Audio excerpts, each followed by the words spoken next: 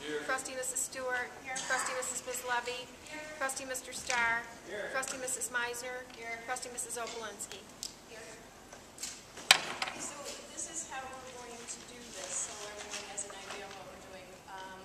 The board is going to talk first, and then we'll have the presentation of our options, and then we'll open it up for public comment.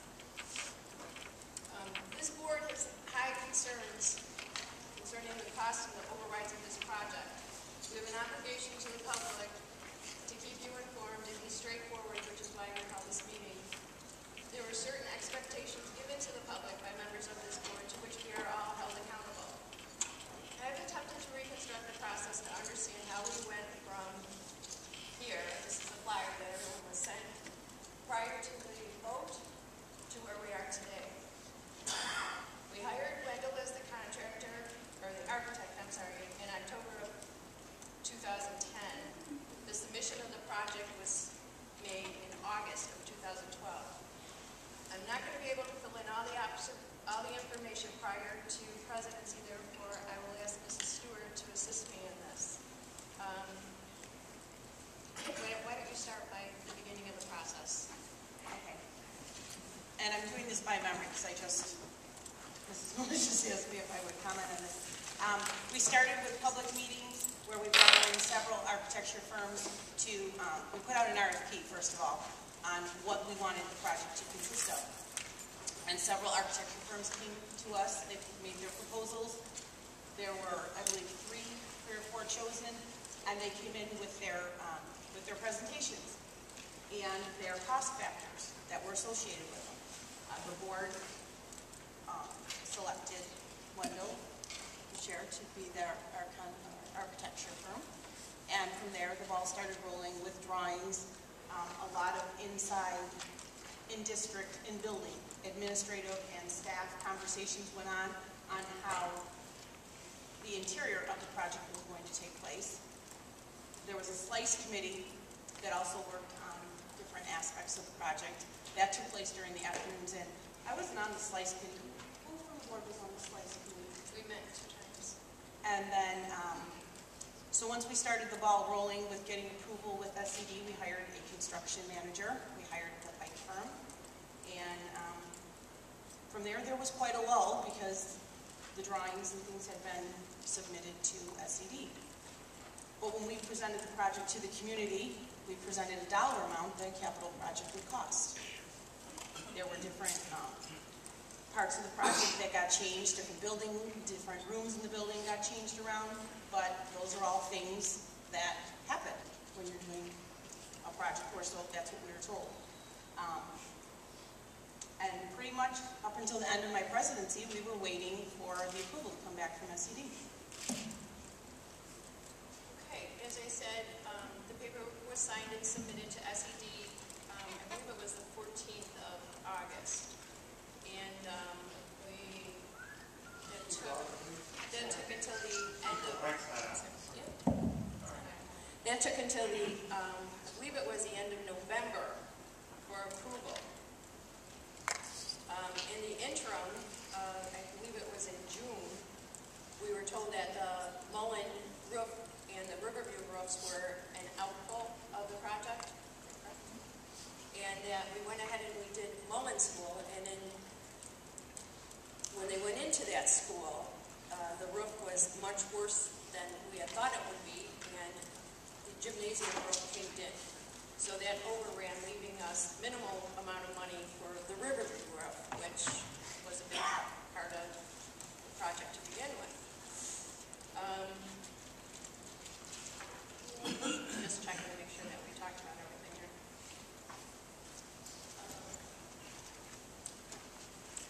So that's about how we got to where we are today. And the bids were completed and reviewed at the beginning of this month. And up until that point, we thought we were coming in well under with the proposed wing and all the work with the fields and the music and the choral rooms. And then we found out that we are close over $500,000 short on it. So that's where we are. Comments by the board?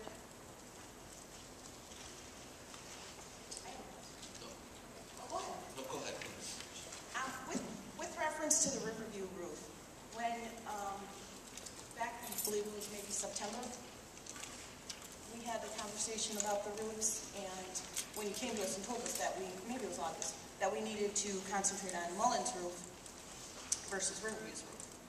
And you had told us that there was testings that were done on Riverview's roof, satellite imaging, core sampling, and the roof wasn't as bad as you thought. You had originally thought when the project was being drawn up. So has anything changed? Is the Riverview roof in worse shape than you had anticipated? What we had done is infrared scans. Infrared scans tell you where there's moisture. And it was pretty clear, even without infrared scans, that Mullen was in tough shape. Infrared scans confirmed that there was a lot of moisture in the roof. Riverview, the scans show that it's actually in pretty good shape, except for some very specific areas flashing. So we felt that there was another 5 or 10 years of life in the roof. So we focused not on a brand new roof, but on repairs to the areas that were a problem. When I say repairs, I mean, we're basically rebuilding that section. We're not just patching the top. I have to say that when we did the infrared scans at Mullen, the gymnasium roof was dry. And what we discovered when they pulled the roof off is that there had been significant leaking 20 years ago. They put a new roof over it. It was no longer leaking, but damage had been done to the deck. There's no way of knowing if we might run into the same thing at Riverview. There's just no way until you roof off the deck. I've never seen a roof like Mullen in my career. That doesn't mean you won't see another one in 2 months, but yeah, that's about all we can say. Thank you. Mr. Shaw?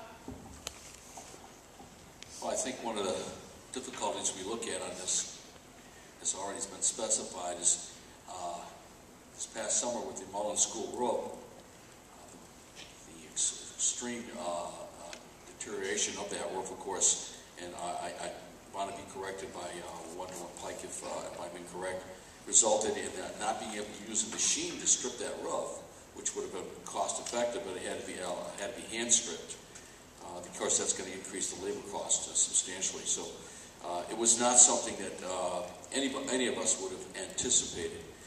The problem we face here on the Riverview roof is what if? These two buildings were constructed at the same time. We do have concerns on that roof. You go into the building, there are leaks in the building. How bad is it? We don't know. We can hope for the best, but when we start getting into that roof, when we start taking off areas, then we're going to find out. And that's a big problem. Do you take a building such as Riverview and let the roof go? You can't.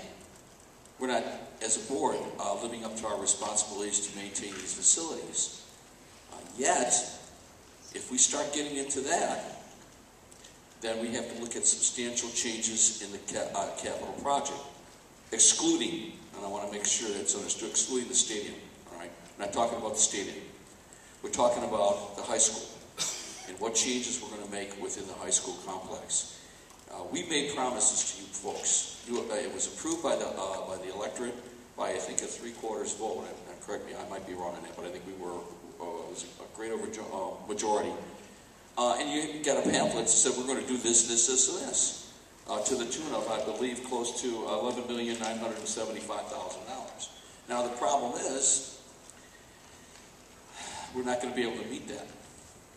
We're not going to be able to maintain that promise fully.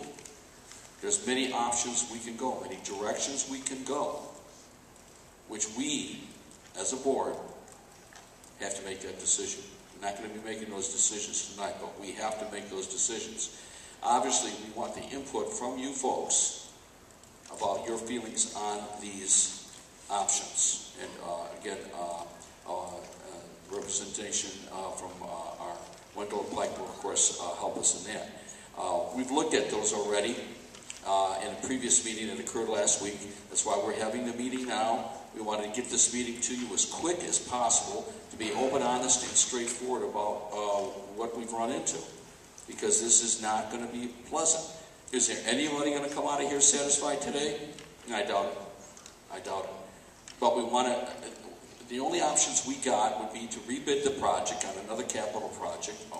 That's just not feasible.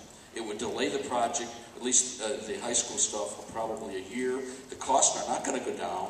It's just not something I think that we really want to get into. Or you raise your taxes.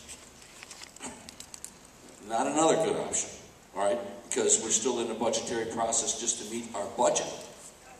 Not even talking about anything to do with adding more taxes on above and beyond that. If we do, I can't say because we haven't made a decision on that. We don't know.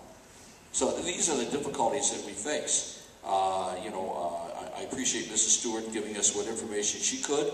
Obviously, we're now into Mrs. Smolnich and myself are now the officers of the board. And we're all committed to doing this project and getting it done to the best extent we can for the students and the community. And what changes we have to make are going to be changes that, again, we have to receive from you. We got to know, what do you think? I wish we could say there wasn't going to be changes, but it's not going to be the case. These are difficult decisions, and they have to be done, they have to be done. We have no choice, and we must go forward on this. I firmly believe that we have to go forward on this, and I don't believe, and I'm kind of speaking for the board, I don't believe there's anybody on this board that would not want to go forward on this. There's just too much at stake and too much money that's already been spent. So again, we appreciate your input, and thank you for the time.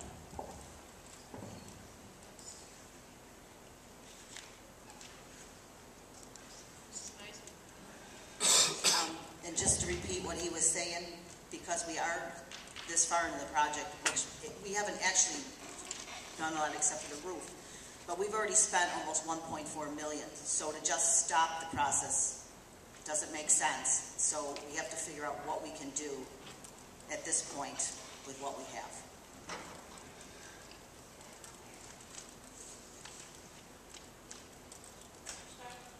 I just think, look, we don't know, we don't really know what we're going to be seeing under the Riverview roof until we actually get on top of that darn thing.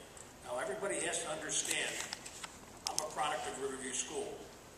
I remember in the 60s, that roof collapsed and took out the gym. So I don't know what we're going to see in that area or what they're going to find, but there are problems over there, and I just want us all to be prepared for them. If we have to change or do a whole-scale change, we might have to.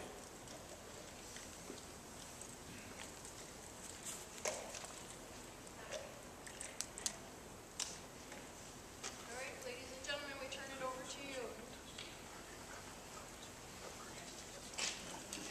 All right. Just to set the stage, I just want to remind everybody where we're at right now. On the 14th, we went out to bid with 5 contracts: site construction, general construction, electrical, plumbing, and mechanical. 4 of the 5 contracts came in on or under budget. 1 came in significantly over budget, and that was the general construction contract. Significantly enough so we don't have enough money to award it responsibly, which would mean we would have enough for a contingency. We typically have a contingency for any unknowns that might come up, such as what happened at the Mullen roof, or for any changes that come along while we are constructing the project. The site construction bid did come in under budget and was awarded on Tuesday, and we are going to write contracts for that contractor this week. So we are keeping the stadium on schedule. I'd like to recommend to the board that they give us approval to go out to bid right now for the remaining portions of the stadium work, which will require a general contractor, a mechanical contractor, electrician, and a plumber. And we would put that bid package out as soon as we can put it together and get it awarded as soon as possible so that we can keep the stadium on schedule. The board cannot take any actions tonight. The question was posed prior to Tuesday's meeting, and we were told that we didn't need to do that at that time, otherwise we would have done it on Tuesday. We'll have to wait till the next meeting to approve that.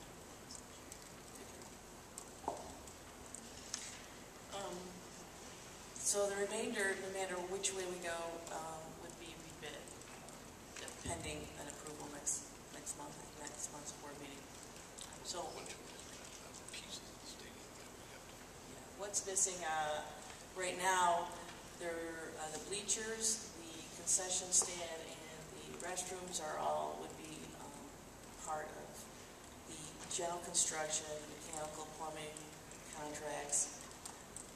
And the electrical contract is the stadium lighting, the stadium scoreboard, and any electrical work required for the concession and restroom areas.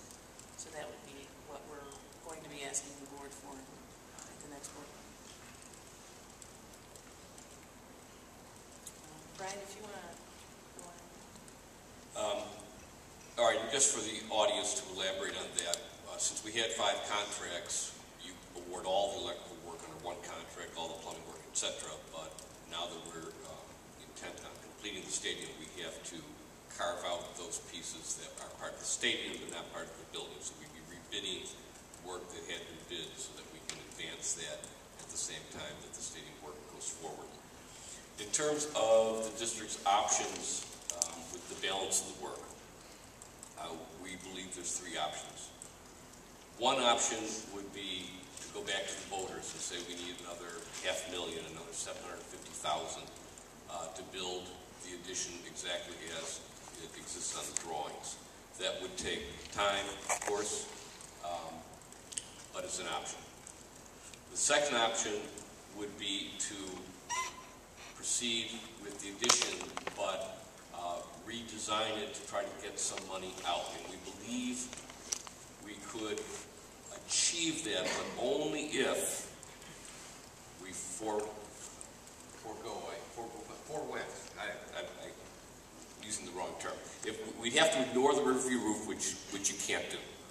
We would have to cut back on the parking. We don't advise that. So frankly, while it's a theoretical option, we don't believe that we could recommend to the district that you try to find enough savings in the addition just by changing it. So the third option is the one that seems the most attractive, and that is to renovate the existing band and choral room and not build new ones. The addition had in it 2 band rooms and a music theory room, and then we were renovating the old band room into a choral room. So that involved moving the band room from the middle school, which is about 10 years old, into the addition, and then putting the new band rooms there. So we believe, in fact, I'm going to let Leanne talk about the specifics of that, but I think the most palatable option is to not build new band rooms, but to renovate the existing. And I will comment that when the board went out to RFP, probably 3 years ago now, that was the RFP, build us a stadium and renovate our music suites. We looked at SED reimbursement and some other things and thought it made more sense to put an addition. I have to say we're proud of the addition. We think it looks spectacular, but the contractors have told us it's more than we expected it to be. So those are the 3 options that we see, and I'm going to let Leanne kind of fill in the blanks on the renovation of the rooms. May I ask a question first? Sure.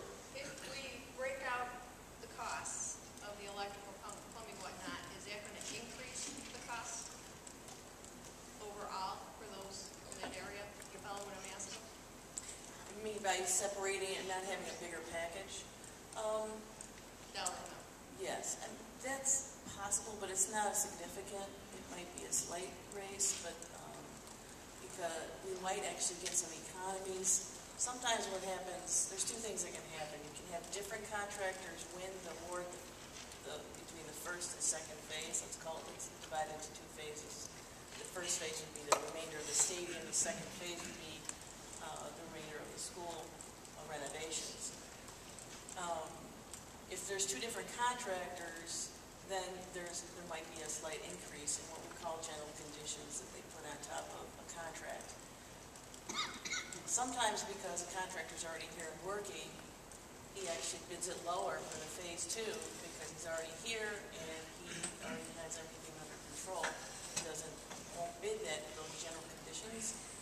And so either scenario can happen. So I would say that yes, there's a chance, but there's also a chance there could be a savings if we divide it into two.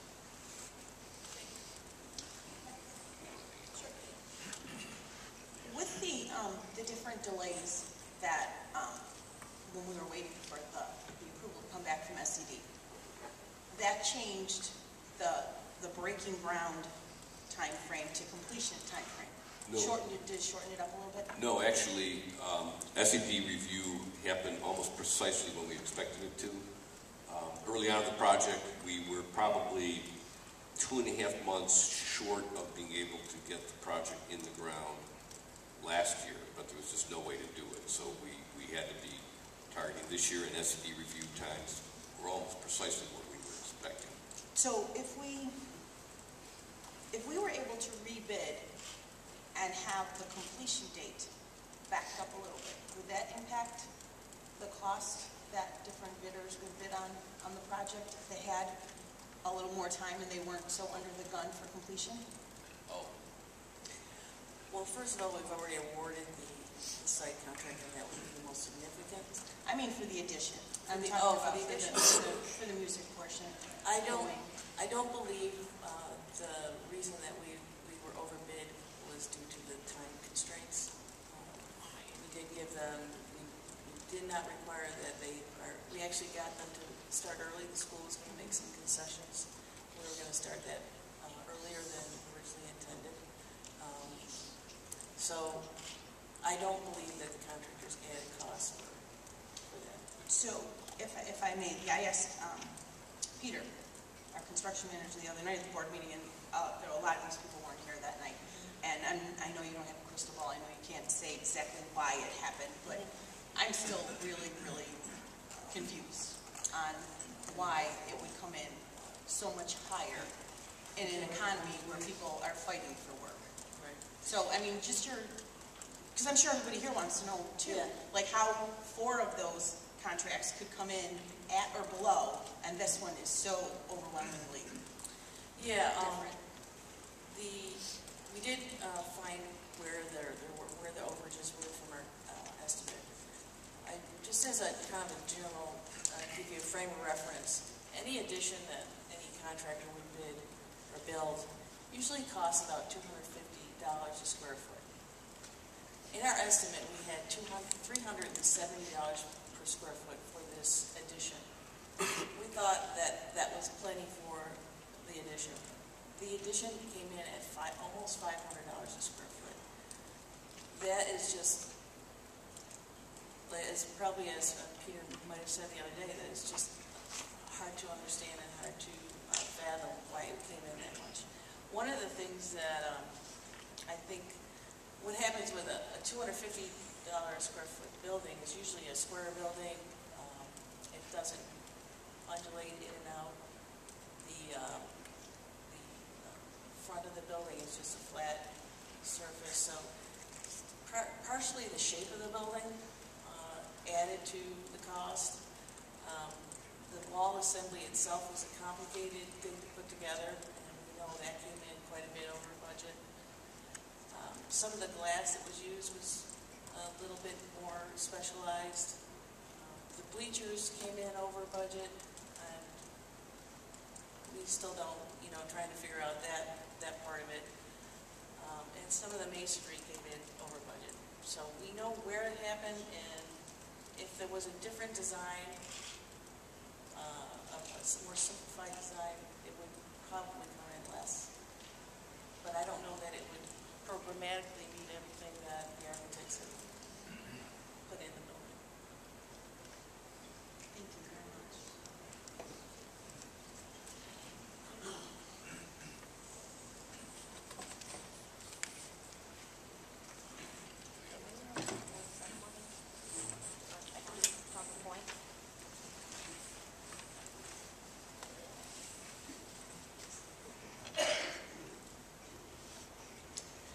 so as Brian was speaking about the third option in revisiting some of the internal spaces of the building, I know this is really hard to see, so I'm going to try to talk through it as well as point at the same time. We are here right now. What Gloria was talking about is putting out kind of a stadium work to complete package for the general construction contract, the mechanical, electrical, and plumbing, in addition to some of those site buildings, the concessions and the restrooms and such. We also would look at the team and visitor locker room renovation as being part of that, since that is tied to the kind of fundamental function of that stadium piece, as well as the fitness center, which was also a big athletic component and community piece to this. So that would also theoretically be incorporated to what Gloria was proposing. In addition to that, we want to explore further going back and revisiting the existing choral room and the existing adjacent band room, which of all four of the existing music rooms in this building, there are also two more music theory and another band classroom. It's these two rooms that are quite in need of some significant upgrades, both in acoustics and finishes and equipment and storage and so on.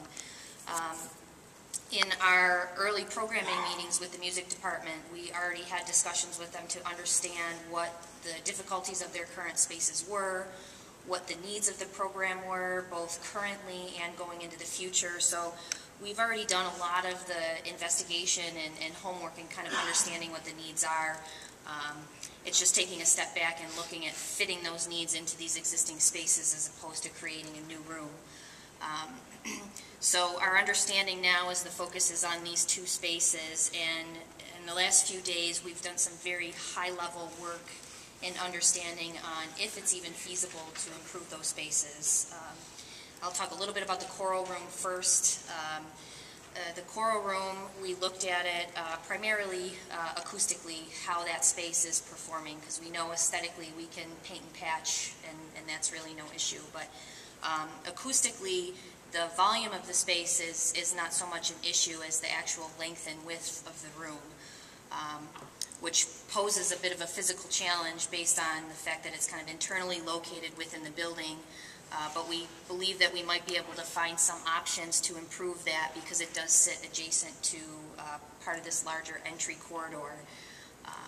Ideally, right now, the students stand on risers right up against a wall, and the optimal acoustical performance of that room, you'd want to pull them away from the wall and have them more centrally located within the space, hence the need to kind of grow that length and width. So we're kind of further exploring that and working with a specialty acoustical consultant to investigate that further. The existing band room here, the challenge is a little bit different. It's not so much the length and the width, it's the volume that's the challenge. That room currently has a very low ceiling. So as Brian was starting to explain earlier, what we would have to then look at is structurally, can we actually raise the volume of that space by peeling off the roof and structurally raising that. The good thing is that the structural system as it exists currently would allow us to be able to do that. The question becomes, how high can we feasibly raise that before it starts to become a negative investment on dollars that you're spending to do that, and what the code implications of that are versus the acoustical performance that you're then gaining. So we have to start to find the common balance and the right solution for that. So that's really where we are in exploring the renovation to those rooms, including kind of going back to sitting down with the music staff and finding what other things such as furniture and storage and those miscellaneous components that we would build into their existing spaces. So if this is the direction that the district did want to go into, I wanted to make sure that I spoke to my music teachers. It's very important, the two band teachers, the choral teacher, and the general music teacher, because this is a major change. And we went through the scenarios, what would happen. And as most of you know, the high school band room needs major renovation. It is a decent size, and hopefully by raising the roof, my goal would be, if we chose to go in this direction, that when you walked into that band room, you would say, this is not the same room, that it's state-of-the-art, that it does not look like the room that it looks like now at all. So that would be my goal for the band room. And of course, that's Mr. Rudroff's goal. So if that was the direction that we went into. With the choral room, the same thing. The acoustics are a big thing for Mrs. Urbaniak, and also she would like a practice room of some kind. We do have some offices that come over that are on the side of that choral room. That's something that we could look at. Can we tap into those offices and so she could have one of the private practice rooms for singing? So that's something. For Miss Tishy, she teaches general music. Her concern was mainly storage. So can we look at storage for her so that she can put the instruments away? Because we have many instruments that we have just for general music. Acoustic guitars, keyboards, that type of thing. And then Mr. Taylor. So Mr. Taylor, as you know, the middle school band room was built in 2001. So it's fairly new and it's in good shape. Mr. Taylor is the department chairperson, and he is here today. And if you'd like to, you can say some words in reference to the renovation, if that were to happen, or whatever the thoughts are, because he did also speak to the other department members. So Mr. Taylor, do you want to say anything at this time? Sure, come on up.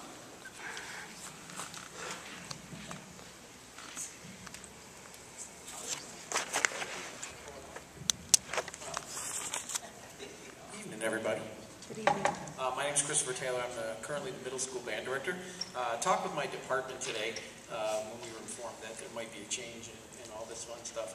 So the renovation of the spaces that you guys are talking about, we're actually all okay with. As Dr. Noonan said, the high school band room is in dire need of upgrade. I'm pretty sure it's still from the 50s. Acoustically, it needs to be fixed and all that good stuff. So if you've ever been in there, you know what I'm talking about. If you haven't been, go check it out. It's very interesting. Some of the things that Mr. Rudroff had talked about structurally was that the beveled floor is really not good for a band program because you have steps that go down. So that's something that he'd like to look at. There is a side room in the high school band room that if we could do something with the wall that's in between there, turn that into some kind of practice room.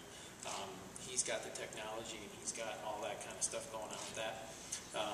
As they talked about, acoustically raising the ceiling would be optimal. Right now the ceiling's really short. If you're playing something that's quite loud, unless you're on the stage, it's really loud in there. So as it goes for Mrs. Urbaniak's room, excuse me, her choral room is kind of short. Like they had said, some of the risers, she would like a practice room like that. One of the other things that she and I had talked about, that if we can work it out, the piano that they use in the choral room is probably from the 40s, and we're spending so much money getting it tuned that that's something we need to look at as well, getting her a different piano, upgrading a new one, something. Again, these are all just kind of wish lists that all my guys came up with. As it goes to Miss Tishy's room, pretty much she's looking for storage. Right now we have multiple sets of electric keyboards, hand instruments, African drums. There's all kinds of good stuff for general music that she does with those. And right now they're being just kind of stacked. We have another room that hopefully we can, there was a music lab that we use. Most of her acoustic guitars are stored in my band room, which is fine, I don't mind. And as it comes to my room, I'm not trying to be a martyr, but I'm good. So, my room is fine. I'm all set. The only thing I would pretty much really, if I was making a wish list, I would just need a couple more computers for my room. So other than that, like I said, I talked to everybody today. They're okay with it. If we can get some significant upgrades and really bring this into the forefront of what we're doing, especially with Mr. Rudroff's room, as we said, just this year he's brought in Sean O'Laughlin, who's a composer. We've had a Marine Band Quintet. He's got a major jazz player, what the heck is his name? Yeah, Jim Stadero. He's coming in from Los Angeles to work with the jazz band later. So with those types of things, especially with PR and all these great things that he's doing, if we can get that room looking like it's supposed to, it'll go a lot longer. So I'm going to be here for a while. If anybody has any questions later, you can ask me, and hope that helps. Thank you, Mr. Taylor.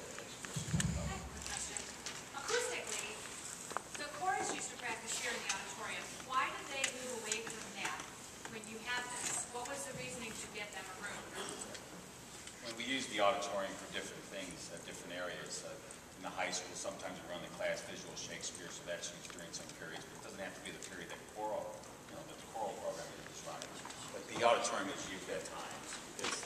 It's something to look at. I don't know if that's optimal. Taylor? We tried other ensemble rehearsing in auditoriums, and it's, I wouldn't call it a hassle, but I would say there were more times than others that when the auditorium was needed, we either had to relocate or cancel rehearsal and move to another room.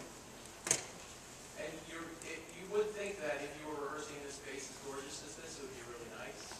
But again, this is more of a public space rather than a choral room. Right. I understand that. I'm just thinking acoustically, there's not a lot that you can do without taking away from the Freedom Shrine, which is pretty integral to student life, correct? I don't know. I don't go to high school, but I would Use the microphone, please. I'm sorry. I apologize. I can't hear them either, so I'm in the same boat. I guess my question is, we used to use this auditorium for chorus for acoustics, and I just wondered why we got away from that, even for most times. And I also wondered, is there any possibility, I don't know how many chorus classes there are and how many bands, but if you do raise that roof for acoustics, is there any way to use that room acoustically for everything, or is there just too much going on? Well, with band, especially band, there are lessons throughout the entire day. So that's something that we would have to consider. But you do raise a good point.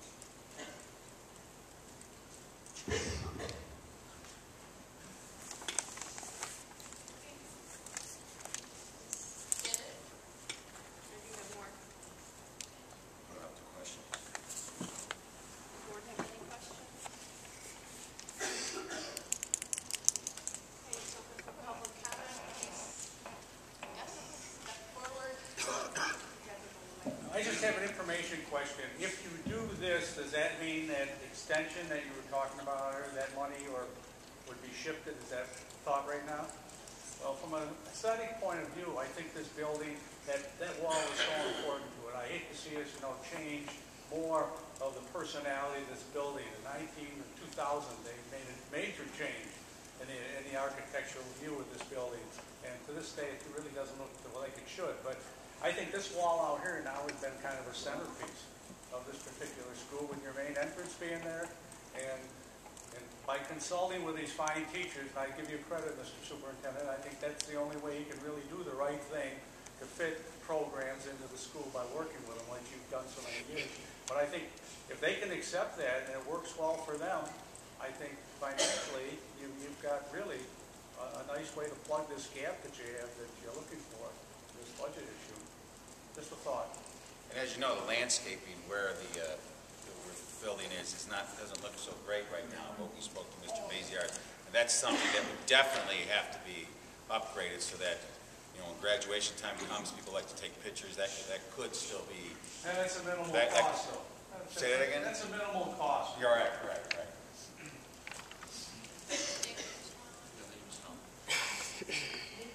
I have two questions. Number one, oh, sure. I have two questions.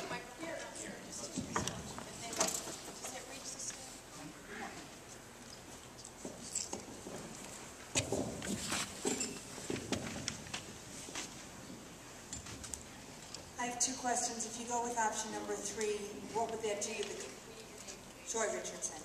What would that do with the completion date? Would it speed it up? Because it would mean we're not putting on an addition? Actually, no, and the reason is because they do have to redesign and you have to go back to SED, you have to go to state education department. I thought we didn't have to go to SED if we did. Yeah, we probably don't. Probably, or we don't? We probably don't. We're already working on that. So if we don't, would that that speed it up as we did last year. Well, Dr. Newton just repeated my question. If we do not need to go back to SED, would our completion date be sooner because we're not building this addition? Yeah, now they do have to redesign, so they do have to redo all the drawings, plus, as Leanne said, they do have to do some investigation.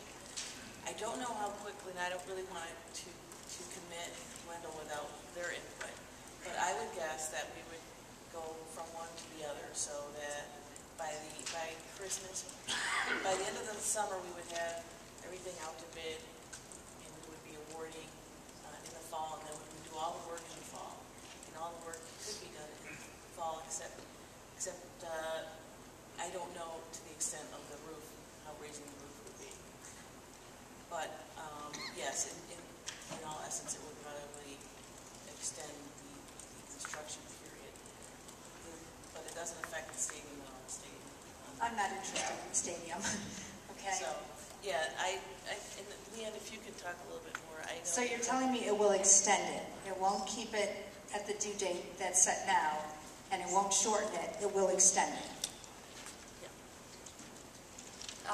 Most likely, yeah, but it's tough to totally commit to that now because there's a couple of steps that have to happen between tonight and knowing when we can actually put a schedule together. One is the investigation and completing a design and be able to prepare the documents for bid.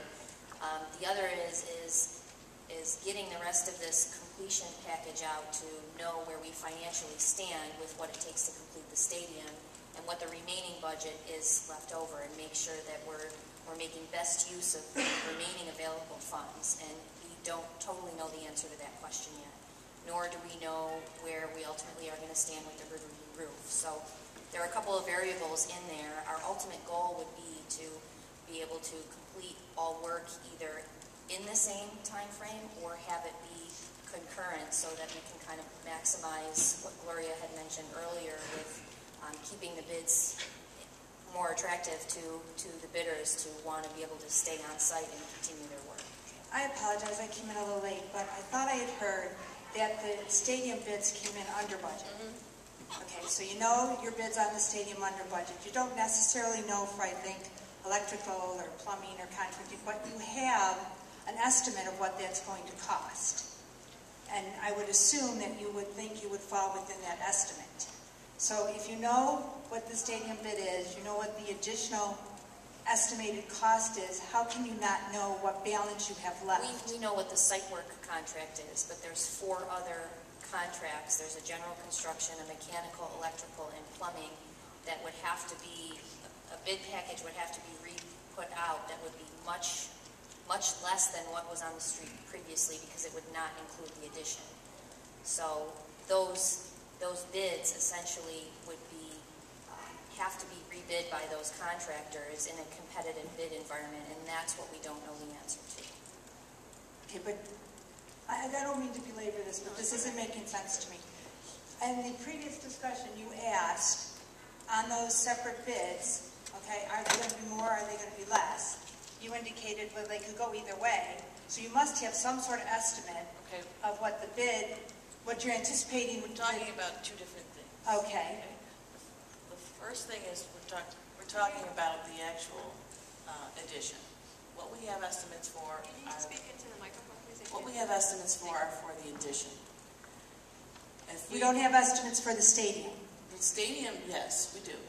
Okay, so you're saying what is the there's 2 projects. Yes, we do know what the cost of all the things that we're talking about going out to bid right now in this first package. Yes, right. We do know that. We misunderstood the question. Okay.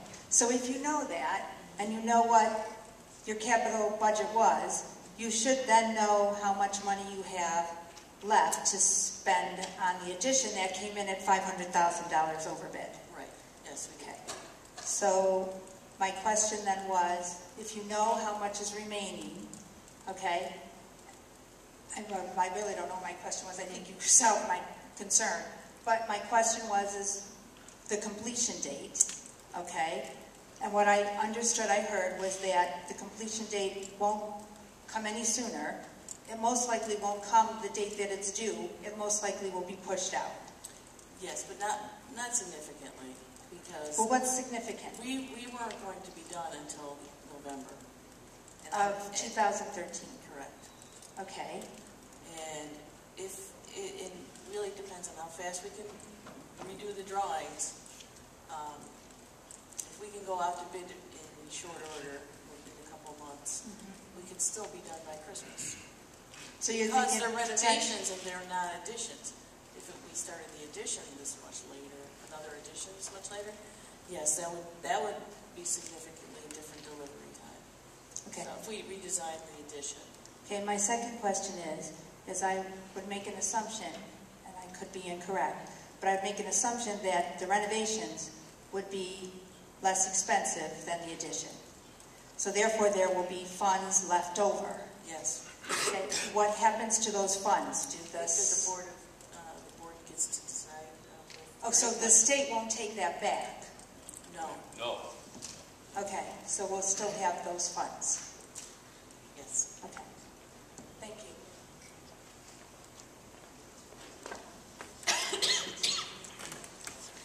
Elizabeth Olka, can I ask whoever, you want me to address you guys, or just? All right, I have a bunch. So I'll start with, I might have missed this, so, and you're from Pike? Yes, I'm Gloria Simonelli from the Pike Company. And what is your role? I'm the project manager for this project. Oh, yeah, okay. I've always seen the guy, I don't know what his name is, but. Peter Buckley. And he's like yours. No, he's my boss. Oh, he's your boss. How come he's not here? He had a prior engagement. Okay, so, and I wrote these down. So in your experience, and I believe he said the other night that this was very unusual. Yes. You've gone through some numbers. I remember him saying if someone underbids, we sit down with them, we go through it to make sure they didn't mess something up. Yes. Did you guys sit down with these people to make sure they didn't mess something up? We went through. We went, and not only with the low bidder, but we went with the second low bidder. And so, do you itemize when you go through that? Yeah, we have, we have meeting minutes for specific questions that we ask, and then if there's anything going over, we go, like if we go over something very specific that comes up in the meeting, that's not on my list, but it's there. Well, I asked the question because when you were going through, you should have been able to discover exactly what. I've never seen what these bids look like, or what the specs would look like. Right. So I don't know. Do you go through page after page after page and compare what you expected compared to what came in, and does that make you capable of discovering what the error was? I mean, it's a huge error. Yeah. No, we actually, we have narrowed down, like I said, where some of the overages were, and what they do is. Contractors will give us what they call a schedule of values. So they break down the schedule, and it's just a lump sum number. It's not as detailed as our estimate. So what we do is we call up some of call them up and some of the specific subcontractors and try to get more detail out of them. Because the contractor is not obligated to give us all the detail from their bid Right. day. Okay.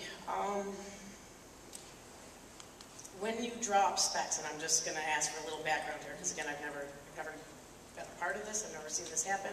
When you drop the specs, you guys are definitely going through every single thing that's needed within. Well, let's just say for example, the two that came over big, which was Coral Room and the band, correct? The high school and the Addition. Just the addition in general came in over. And remind me what the addition is. It's the music edition, so it's Both, band and choral? Yeah. Okay, so the addition, you go through and you itemize everything. Is this a piece of paper? How big are we talking? I have it with me, if you'd like to see it. I would like to see it. I don't want to see it, but I'd like to see it. Well, this is the estimate, not the specs. The specs I don't have with me there. Okay, so that was my question. It's a great deal of information.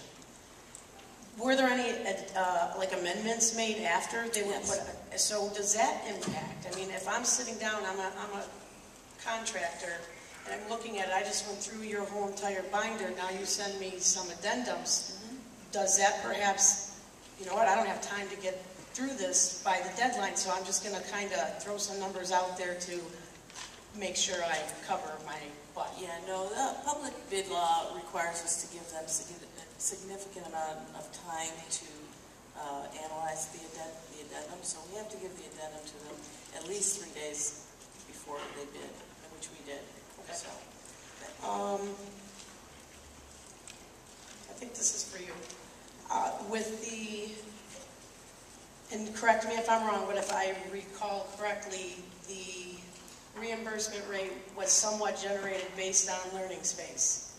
Student-occupied space, correct. Did it have to be renovated, or could it be either or? If it's new construction, the state only aids teaching spaces, so spaces where students use it. If it's renovation, they reimburse everything. And the percentage stays the same? Correct. Okay. Correct. That's good.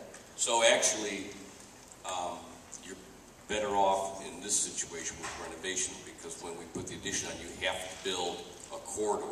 You have to build the new vestibule. The state does not aid those things. If we're renovating, everything that happens with renovation gets aided. Okay. Thank you. I think it might be a Paul question or Stephen. Actually, it could be superintendent. For about a month, 2 months, we've been talking about a task force coming back together to discuss the school situation and what we're going to do in the next 5 years. My concern would be no one sitting here, and unless I'm missing something, knows where that task force is going to go. No one knows if his school is going to be closed. No one knows which school is going to be closed. I kind of wonder on the roof issue, if it's not fixed, and this could go to you because you are really informed as to the roof situation. If it's not fixed this year, what's the time frame, the life of that roof? There's no question that once a roof starts leaking, damage occurs. If you know a roof's leaking, you do not want to let that situation continue, because the dollars you're going to spend to repair what's under the roof will just keep escalating. So if they close a school and it happens to be Riverview in 2 years, would you come back and say it was still worth fixing? Absolutely, because your choices, I mean, there's always a decision about what might happen, and if you don't repair a roof, the cost of the roof membrane doesn't change, but what's under it is damaged, and you get ceilings. It can really get out. Well, as we learned. No, I understand, but I think It's a safety issue. and that's 5 to 10 years states that it's not an imminent danger for children. And as he just said half an hour ago, Mullen was a nightmare for 20 years. So I'm just suggesting, and I don't know who can answer this, but with a roofing project, do you have to go to the public to have that money approved by the voter? If it were separate, yes. Okay, so if we went out and said we're going to fix Mullen or Riverview's roof because we decide to keep it 3 years from now, we go back and we ask for that money, and we could do that at a later date. What was the cost of Riverview's roof? It was 100. No, Riverview. Riverview, the bid was $133,000. That's it? Yeah. And how much did we pay for Mullen? Mullen was a complete new roof. Okay. Riverview is in pretty good shape, so it's. So Riverview went out to bid for just a patch, not a patch job. I don't want to call it that. What did you call it? A repair? Okay. That's all. I mean, I don't have any opinion. I don't really have any opinions. I just was asking questions because this is a very difficult decision, and being somebody who was a big proponent of this, I mean, it's a big deal to see so much lost for the same amount of money. I mean, it's kind of crazy. So I think that's all I have for you. Thank you.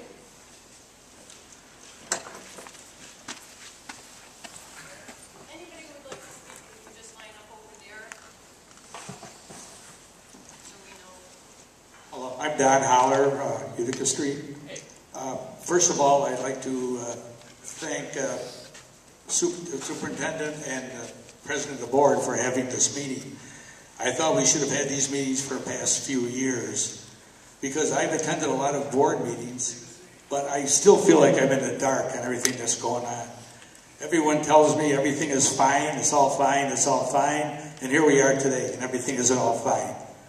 And that's coming from these people over here who said everything is great. And if you want to talk about the roof, well, I'll get into that later, but what I originally came up here for was the information that's on the website was before the vote. And that was the only thing that I've seen. I have indicated things I'd like to see changed to the stadium. I don't know if any of those changes were made. So I don't know what that is. When they say the bleachers came in over budget, one of the things I suggested was having only bleachers on one side. And that's how it is on most of the stadiums now that are holding sectional events. They only have one-sided bleachers. If we're doing it for one game for TNT, we're crazy. Another thing is, from what I read originally, was that there was going to be an arts room that was scrubbed. There was going to be enhanced parking. What's happening now is we're going to have less parking. How are you going to handle that with a stadium? Maybe you disagree with it? Less parking? There's going to be a lot more? Okay. The other thing is we never addressed technology or student security. Why weren't those addressed when this project was all being built? Everything seems to be hinging around the stadium. What's wrong with what are we making our students give them more things? Under the original plans, there was technology involved in it. Why was it dropped? Who can answer that? Who was in charge at that time? I think you were, weren't you, Mrs. Stewart? Weren't you on the board? President, but I knew as much as the rest of the board knew. The superintendent and our architectural firm and our construction manager were the people that were making the decisions. They were sitting down, there was a slice committee, there were interaction with everyone inside the building. Can I ask a question? What is slice mean? That was the name that the superintendent put on it. It was a portion of people that worked on a committee. It's just it was just a name that he put on the committee. I guess in short, what I'm trying to say is we're kind of in the dark. I mean, as taxpayers, we don't know what's really going on. Mr. Holler, Mrs. Richardson, before she asked a great question in reference to the money that could be available now because we might not be doing the addition. With the renovation of the band room, the choral room, and possibly some cabinets for the general music room, there is a possibility that there could be some extra funding for safety and for technology that wasn't initially in the project. So our hope would be, depending on how much the renovations will cost, that we might have some additional cost, some additional money now to possibly look at safety, look at the technology infrastructure. So I think that's something that could be a positive if the addition was not built. But would we still get that funding? Because he said something about it had to be a renovation, and would we still get that funding from the state? We can use it for that? Okay. I guess the one question that is on the parking, I understand you say there's sufficient parking, and the other thing I knew, we were going to lose parking spaces. Dave, do you remember the numbers? I don't recall the numbers, but you're getting more parking than currently is out there now. We're expanding the parking. Do you know the numbers, Paul? 20%? How many, do you know what they are, the numbers? 275 or something like that. Will that cover the traffic for a stadium? Probably not. It'll cover it for probably every game except TNT. Compared and to there'll Nelson probably that no we way to have. build a parking lot big enough for that. Thank you. Thank you, Mr. Howell. But you look at North Tonawanda, they don't have anything. Hi, Rick Davis. We're throwing around a couple of different options here. When are you going to have cost estimate with going with option 3? I would hope that the board would have all of these costs associated with the different options before they voted on which option to go with. When are you going to have that cost option for number 3? It's a little bit of a chicken and egg. The third option, the renovation option, needs more investigation to nail down exactly what we do. The other options are asking voters for more money. We already know what the bids were, so that's kind of defined. Trying to get money out of the addition by changing its configuration. I think we can estimate that pretty well now, but we know, we're pretty confident we can't get enough money out. So the third option, if it's palatable, we would have to do investigation to find out exactly what has to happen so that we can then estimate it. Okay, but personally, I mean, and I don't know who brought it